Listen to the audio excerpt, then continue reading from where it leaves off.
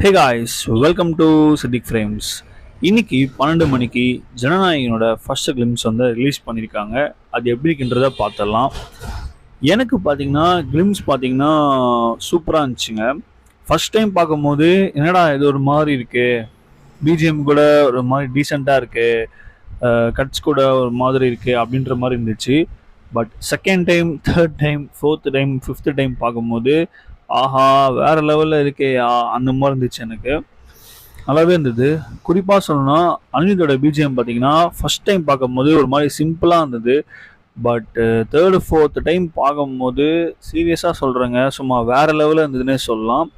Screen ப்ரெசன்ஸில் நம்ம தளபதி தான், அதில் டவுட்டே இல்லைங்க. அந்த மாதிரி சும்மா தரமாக இருந்தது.